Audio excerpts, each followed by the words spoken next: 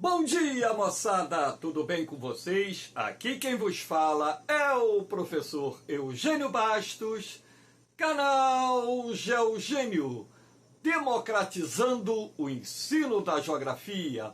Moçada, vamos fortalecer o canal, se inscrevam no canal, dê aquele like, compartilhe o vídeo e ajude o professor Eugênio Bastos a democratizar o ensino da geografia. Moçada, no nosso encontro de hoje, eu irei falar sobre a União Europeia, o mais importante bloco econômico da Europa e também do mundo. Espero que vocês gostem do nosso encontro e, sendo assim, havendo qualquer dúvida, deixe a sua pergunta na parte dos comentários que eu terei o máximo prazer de respondê-la. Lembrando que esse tema sobre a União Europeia já caiu inúmeras vezes nos vestibulares, assim como no concurso da SpaceX. Mas, antes de falar em si da União Europeia, é preciso analisarmos algumas etapas de integração que são fundamentais para a criação, o surgimento, a formação dos blocos econômicos. Então, por exemplo, zona de livre comércio. Todo bloco econômico parte da premissa de estabelecer uma zona de livre comércio. Se estabelece quando ocorre a eliminação gradual das barreiras alfandegárias e não alfandegárias. Barreiras alfandegárias são aquelas que incidem na cobrança de impostos. E barreiras não alfandegárias são aquelas que não necessariamente estão relacionadas à cobrança de impostos, como, por exemplo, cota de importação, proibição da importação de um determinado produto. São dois exemplos de barreiras não alfandegárias. Como forma de promover o livre comércio entre os países membros. Então, o exemplo clássico que nós damos é o NAFTA, o Tratado de Livre Comércio da América do Norte, que a partir de 2020 foi reformulado e deu origem a USMCA, ou seja, Estados Unidos, México e Canadá, o SMCA, que é a sigla dos três países que criaram o NAFTA e, posteriormente, a terminologia, a nomenclatura do NAFTA foi alterada para as siglas dos três países que compõem esse bloco econômico. União aduaneira se estabelece quando os países de um determinado bloco econômico adotam regras alfandegárias comuns, tal como a Tarifa Externa Comum, TEC, como forma de proteger as empresas locais da concorrência de produtos procedentes de outros países. Sendo assim, a União Aduaneira é uma etapa mais evoluída, mais avançada, quando comparamos a formação ou surgimento de uma zona de livre comércio. Então, por exemplo, o Mercosul, quando foi criado, era uma zona de livre comércio. Posteriormente, evoluiu para a União Aduaneira. O próprio mercado comum europeu, que deu origem à União Europeia, também era uma zona de livre comércio que posteriormente evoluiu para uma União Aduaneira. Então, normalmente, os blocos econômicos, quando se formam, eles dão origem a zonas de livre comércio que, posteriormente, se transformam em União Aduaneira. Eu dei o exemplo aqui do Mercosul, mas lembrando que a própria União Europeia hoje é uma União Aduaneira. O próprio Benelux, que é um bloco que foi criado em 1944, considerado o embrião da União Europeia, é uma união aduaneira e por aí vai. União monetária se estabelece quando países de um determinado bloco econômico adotam uma moeda única, como, por exemplo, a União Europeia, que, aliás, é o único bloco econômico a ter uma moeda única. Dos 27 países que hoje compõem a chamada União Europeia, 20 estão adotando o euro, dados de 2024. Mercado comum se estabelece quando países de um determinado bloco econômico adotam a livre circulação de mercadorias, trabalhadores, serviços e capitais naquilo que nós chamamos de 4 liberdades fundamentais. A União Europeia também está enquadrada dentro desse contexto, também é o mercado comum. Um detalhe, né? O Mercosul aqui na América do Sul, Mercado Comum do Sul, ele foi criado dentro do contexto de se implantar também o mercado comum entre os países membros desse bloco econômico sul-americano. Aqui nós vamos ver o Benelux. Mas, professor, a aula não é sobre a União Europeia? Sim, mas para chegarmos até a União Europeia, precisamos fazer uma abordagem histórica para que possamos também analisar todo o processo que acabou dando origem à União Europeia. Então, em 1944, já no final da Segunda Guerra Mundial, os 3 chefes de governo da Bélgica, Holanda e Luxemburgo, vivendo no exílio, costuraram um acordo para a criação do Benelux, um bloco econômico que seria fundamental para a reconstrução desses 3 países quando a Segunda Guerra Mundial chegasse ao fim. Então, na verdade, o processo de criação do Benelux começa em 1944, mas o bloco econômico sai do papel de fato em 1948. Então, esse bloco econômico, para muitos, é considerado o embrião da União Europeia, porque ele acabou direta e indiretamente estimulando o surgimento de outros blocos que acabaram culminando com a formação da União Europeia. Os objetivos do Benelux: estimular o comércio entre os países membros através da eliminação das barreiras alfandegárias. Então, a princípio, o Benelux seria constituído através da implantação de uma zona de livre comércio. Estabelecer uma união aduaneira, um objetivo alcançado um pouco mais à frente. Permitir a livre circulação de pessoas, bens, capitais e serviços. Então, o Benelux acabou por implantar as 4 liberdades fundamentais, isso aqui em 1958, um ano após a criação do Mercado Comum Europeu, que podemos assim considerar o berço da União Europeia. Unir esforços para a reconstrução dos países afetados pela Segunda Guerra Mundial. Então, esses objetivos, entre tantos outros, foram de fundamentais importância para que o Benelux desse certo e acabasse por estimular o surgimento de um outro bloco que veremos agora. A Comunidade Europeia do Carvão e do Aço, CECA.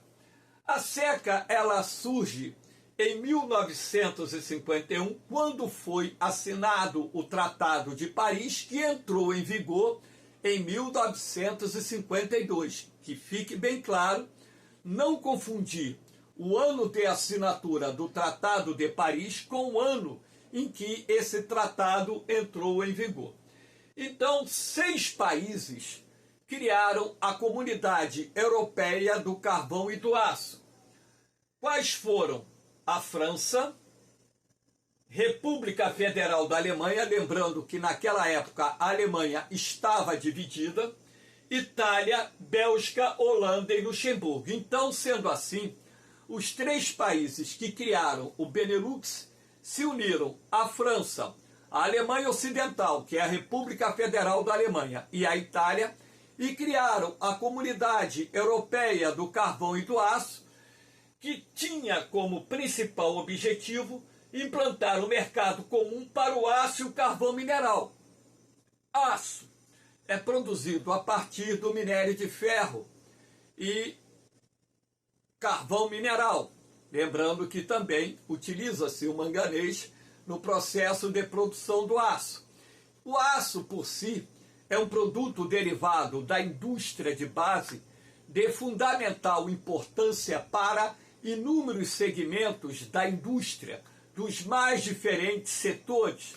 Portanto, criar um mercado que pudesse estimular o comércio do minério de ferro, carvão mineral e aço entre os países membros, como forma de estimular o desenvolvimento industrial, recuperar as indústrias que haviam sido destruídas por ocasião da Segunda Guerra Mundial. E sendo assim, a Comunidade Europeia do Carvão e do Aço, também para muitos, é considerada um embrião do surgimento do mercado comum europeu, ou seja, o embrião que acabou dando origem ao mercado comum europeu. Aqui nós temos, portanto, um mapinha em azul escuro dos países que criaram a Comunidade Europeia do Carvão e do Aço, que já não existe mais. Se não me falha a memória, foi extinta em 1965. O Mercado Comum Europeu, MCE, também chamado de Comunidade Econômica Europeia, CEE. O Mercado Comum Europeu ele foi criado a partir do Tratado de Roma, assinado no dia 25 de março de 1957, exatamente pelos 6 países que criaram a Comunidade Europeia do Carvão e do Aço.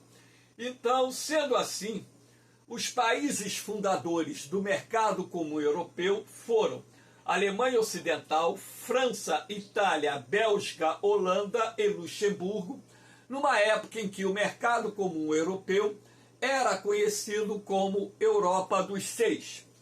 Quais eram os principais objetivos do Mercado Comum Europeu?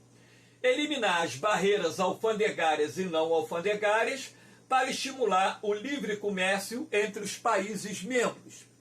Portanto, um objetivo bastante abrangente. Implementar as 4 liberdades fundamentais, que constituem a essência, o objetivo central do mercado comum europeu. A livre circulação de mercadorias, trabalhadores, serviços e capitais. Então, sendo assim, além de tantos outros objetivos, esses objetivos do mercado comum europeu são considerados os mais importantes que possibilitaram a criação de um bloco econômico cujo processo de integração deu resultados bastante significativos, o que ao longo da história acabou contribuindo para o crescimento desse bloco econômico. Então, aqui nós temos o símbolo da União Europeia, que na verdade, naquela época, chamava-se Mercado Comum Europeu. Então, aqui nós temos a evolução do mercado comum europeu, quase completa evolução nesse quadro, faltou aqui o quadrinho de 2013. Então, nós temos aqui 1957, Europa dos 6, os fundadores do mercado comum europeu, França, Alemanha Ocidental, Itália, Bélgica, Holanda e Luxemburgo. 1973, nós teremos o ingresso de 3 outros países, o Reino Unido, a Dinamarca e a Irlanda. Esses 3 países faziam parte de um outro bloco econômico chamado Associação de Livre Comércio da Europa. Então, a ELC, Então, 3 países deixaram a Associação de Livre Comércio da Europa e se uniram aos países do Mercado Comum Europeu e criaram ou ampliando assim, perdão, o mercado comum europeu para 9 membros, razão pela qual o bloco ficou conhecido como Europa dos 9. Em 1981, nós temos o ingresso da Grécia, Europa dos 10. Em 1986, tivemos o ingresso de Portugal e Espanha, formando a Europa dos 12, e foram exatamente os representantes dos países que compunham o mercado comum europeu que firmaram o Tratado de Maastricht em dezembro de 1991. Esse tratado entra em vigor no ano subsequente e, através do Tratado de Maastricht, foi criado a União Europeia, ou seja, o mercado comum europeu passou-se a se chamar União Europeia, portanto mudou de nome. Em 1995, Europa dos 15. Então nós tivemos o ingresso da Áustria, Suécia e Finlândia. Em 2004, Europa dos 25. Então entraram os países bálticos, né? Estônia, Letônia, Lituânia, Polônia, a República Tcheca, a República Eslovaca. Ingressou também, né, a Hungria, e também aqui nós tivemos o ingresso de Chipre e também da Eslovênia. Então, isso aí, Europa dos 25. E em 2007, tivemos o ingresso de mais 2 países, Romênia e Bulgária, Europa dos 27. E em 2013 foi a vez da Croácia, Europa dos 28. Só que, posteriormente, o Reino Unido deixou a União Europeia e a União Europeia é constituída na atualidade por 27 países. E nós veremos o porquê do Reino Unido ter deixado a União Europeia. Então aqui nós temos o mapa atual da composição da União Europeia, tá? Repare que nesse mapa o Reino Unido já não se encontra presente, porque deixou o bloco. Aqui nós temos o Tratado de Maastricht e seus principais objetivos. Então, a União Europeia foi criada pelo Tratado de Maastricht, assinado no dia 7 de fevereiro de 1992, lembrando que foi em dezembro de 1991 que foi discutido a criação da União Europeia. Então, o tratado foi assinado somente em 1992. Esse tratado substituiu o Tratado de Roma, assinado em 1957. Os principais objetivos da União Europeia: consolidar as 4 liberdades fundamentais: livre circulação de trabalhadores, mercadorias, serviços e capitais, até mesmo porque, mesmo que esse objetivo estivesse inserido no Tratado de Roma, ainda existiam alguns obstáculos, algumas barreiras que impediam a plena implementação das 4 liberdades fundamentais. Então, todos os obstáculos deveriam ser eliminados a partir da assinatura do Tratado de Maastricht. Criação do Parlamento Europeu, com sedes em Estrasburgo, na França, e Bruxelas, na Bélgica. O Parlamento Europeu conta na atualidade com 720 deputados. Lembrando que no Parlamento Europeu são aprovadas as contas da União Europeia, o orçamento da União Europeia, são discutidos projetos de interesse comunitário e o Parlamento Europeu não tem poder de ingerência ou interferência nos assuntos internos de qualquer país que faça parte desse bloco econômico. E a representatividade é por coeficiente eleitoral, sendo a Alemanha o país que detém o maior número de cadeiras no Parlamento Europeu, Atualmente, 92 assentos pertencem à Alemanha. O segundo país com maior cadeira é a França. Lembrando que o número de cadeiras está vinculado ao coeficiente eleitoral. Países mais populosos têm maior representatividade. Países com menor população, menor representatividade no Parlamento Europeu. A criação do Banco Central Europeu com sede em Frankfurt, na Alemanha. O BCE é responsável pela confecção e distribuição do euro. O Banco Central Europeu coordena as políticas econômicas da União Europeia, também podendo, por exemplo, emprestar dinheiro a qualquer país que esteja em dificuldade econômica, como, por exemplo, aconteceu no início da década de 2010, quando a zona do euro enfrentou a pior crise da sua existência e o Banco Central Europeu socorreu um grupo de países que se encontravam em dificuldades econômicas, principalmente a Grécia, Portugal, Espanha e Irlanda. Países que receberam montantes, recursos do Banco Central Europeu para ajudar a socorrer suas economias que estavam sendo afetadas pela crise da zona do euro.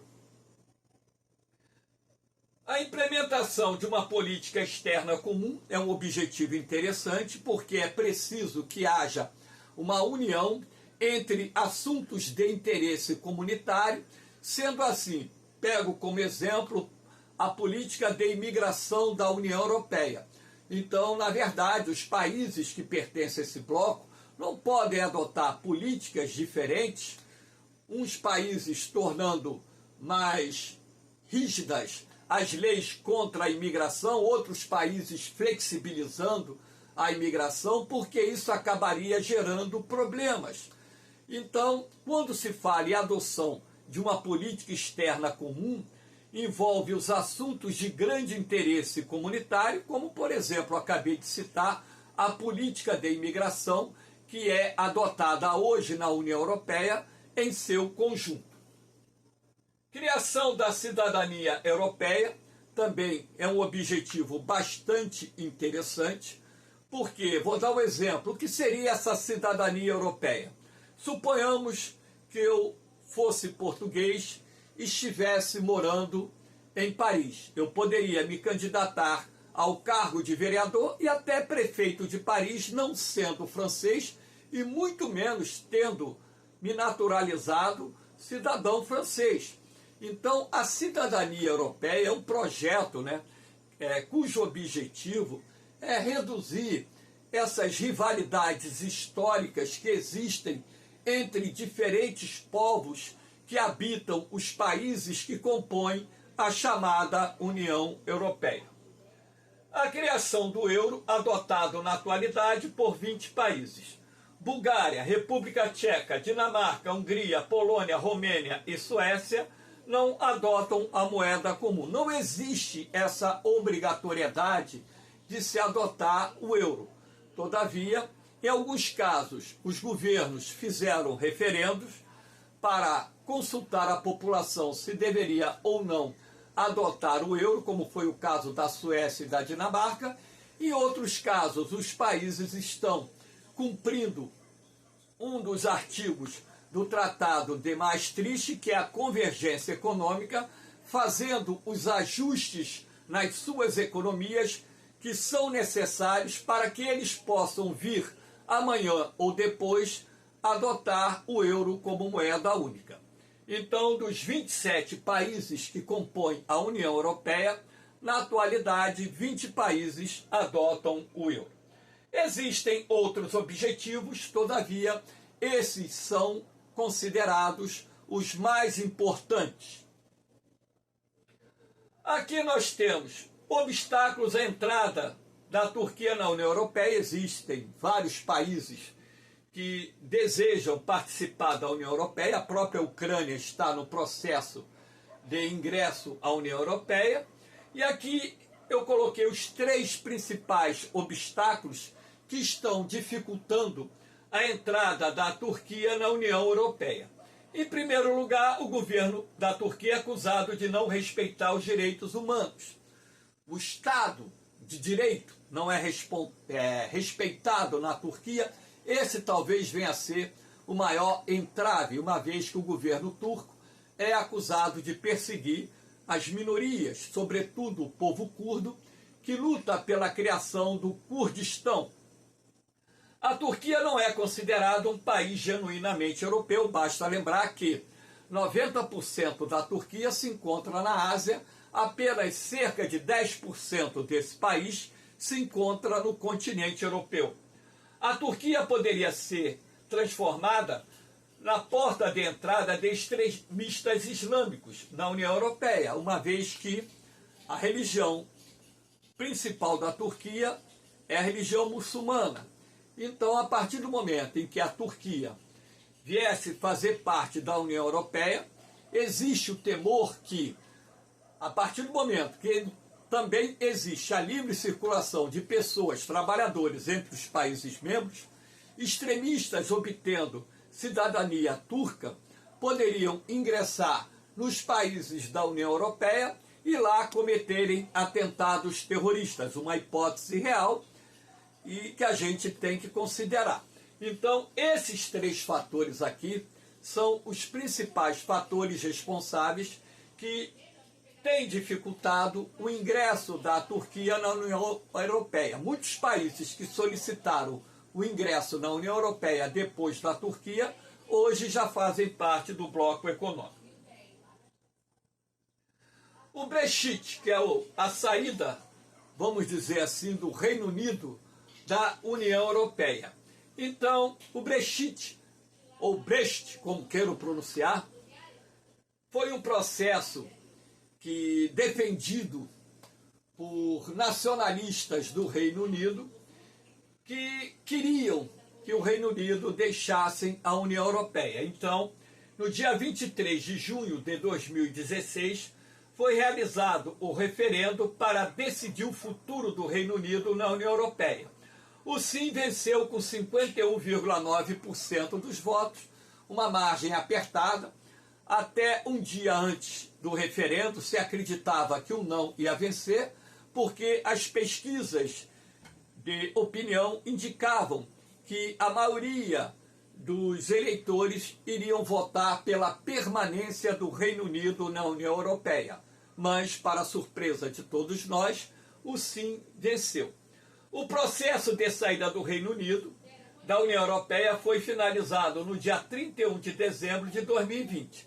Então, entre o referendo e a saída oficial do Reino Unido da União Europeia, passaram-se alguns anos em que, logicamente, todo acordo de retirada do Reino Unido da União Europeia foi sendo costurado com a União Europeia, de maneira que essa saída pudesse ser a mais tranquila possível. Acreditava-se, inclusive, que com a saída do Reino Unido da União Europeia, outros Estados membros do bloco econômico seguiriam o mesmo caminho do Reino Unido, mas até o momento, essa aula está sendo gravada no dia 18 de agosto de 2024, até o momento não temos nenhum outro país com processo de saída da União Europeia.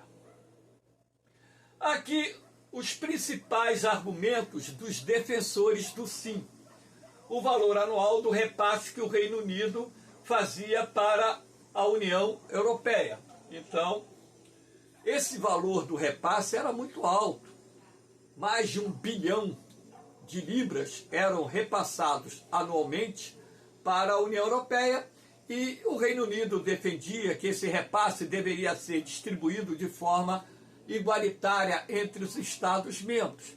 Mas dentro do que foi acordado na União Europeia, os países mais ricos iriam repassar montantes maiores, os países mais pobres montantes menores. Então, o Reino Unido defendia a necessidade de fazer um repasse igualitário entre todos os Estados-membros. Claro que a União Europeia não concordava com isso.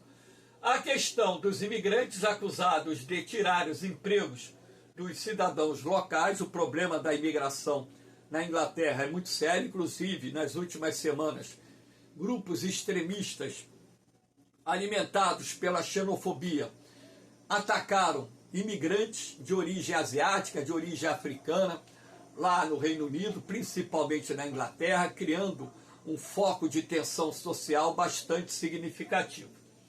O Reino Unido estaria livre para costurar acordos comerciais com outros países, o que seria bom para a sua economia. Então, o Reino Unido estaria livre, inclusive, para negociar um acordo comercial com a União Europeia, como foi feito, né, e com outros países.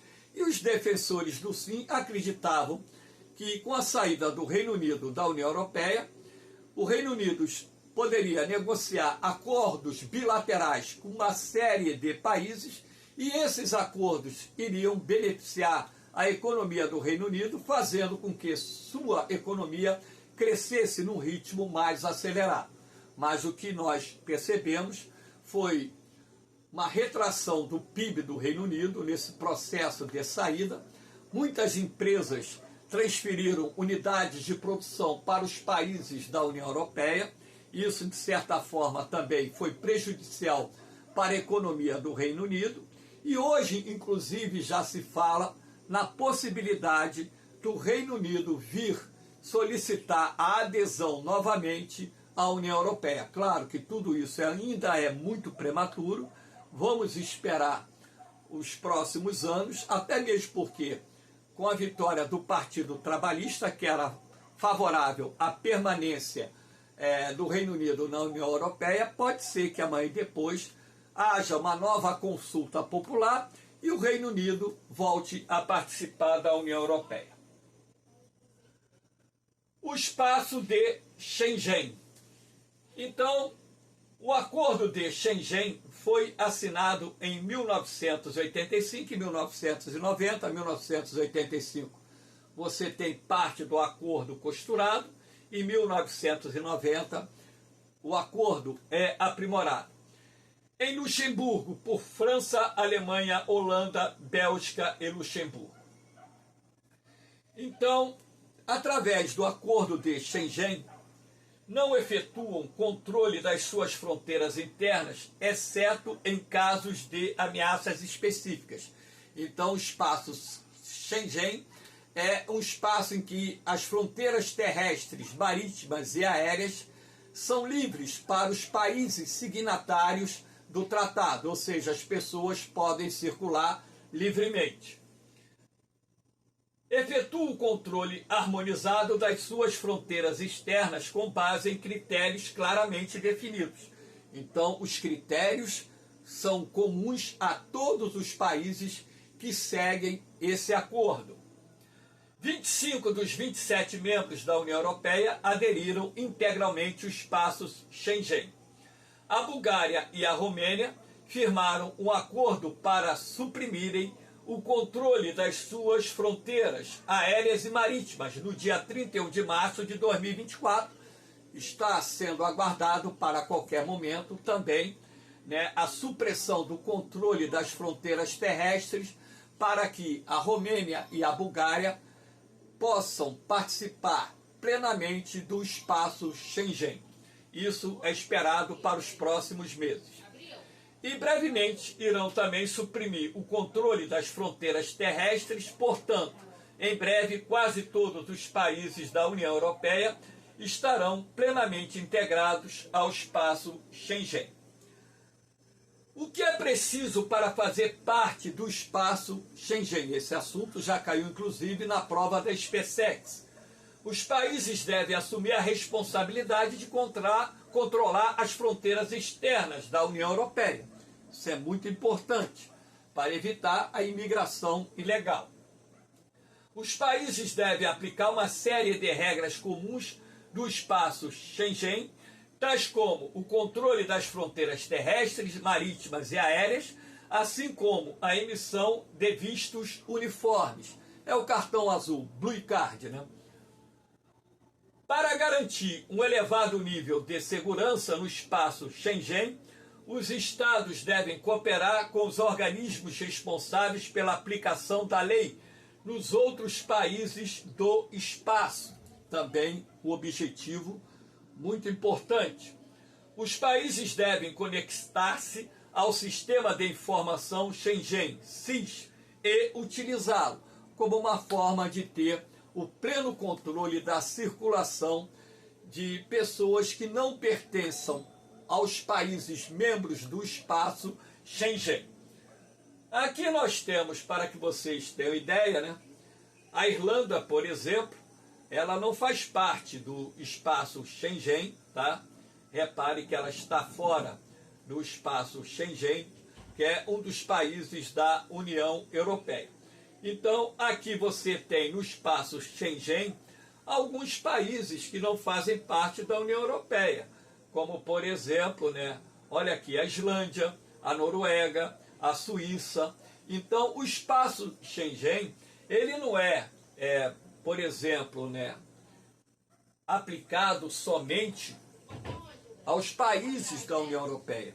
Países não pertencentes da União Europeia podem fazer parte do espaço Schengen e fazem, logicamente, dentro desse contexto. Aqui você tem um outro país, que é Chipre, né, que é candidato ao espaço Schengen, mas que ainda não faz parte do espaço Schengen. Então, dessa forma, nós temos, na atualidade, a Irlanda e o Chipre, países que no momento ainda não estão conectados ao espaço Schengen, lembrando que o Chipre já está dentro desse processo de adesão, tá? É um candidato que está aguardando a aprovação do seu ingresso dentro do espaço Schengen. Então, moçada, dentro desse contexto, eu espero que vocês tenham gostado desse encontro. Fortalece aí o canal, dê aquele like, se inscreva no canal, indique o canal aos seus amigos e ajude o professor Eugênio Bastos a democratizar o ensino da geografia. No mais, moçada, um beijão no coração de vocês, um forte abraço, fiquem com Deus, eu vou, mas eu volto, hein? Fui!